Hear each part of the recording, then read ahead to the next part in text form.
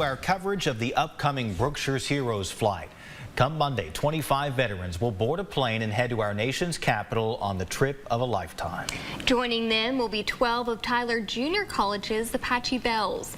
KLTV7's JD Conti has more from their final practice before they all head out to D.C.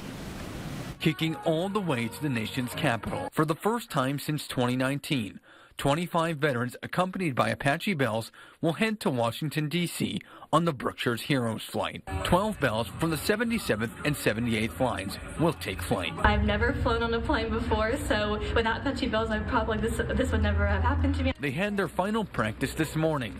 The Belles learned they would be going to Washington, D.C. in August. And getting ready hasn't been a cakewalk, especially with homecoming on Saturday. Balancing just school and football season, it's honestly been, knowing that we are working for this trip has made that process easier. That work will pay off on quite the stage.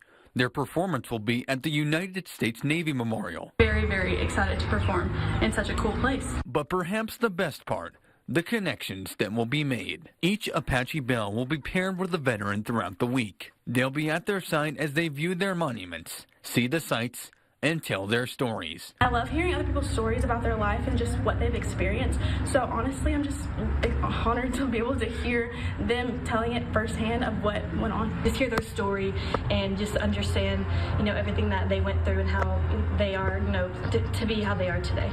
I can learn more and more about our country and what makes it special and the sacrifice that they gave for us.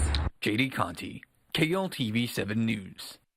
And the Belles and the Heroes head to D.C. on Monday. I'll be with the veterans every step of the way, bringing you coverage on TV as well as online through our website and our app, along with live reports streaming on East Texas Now.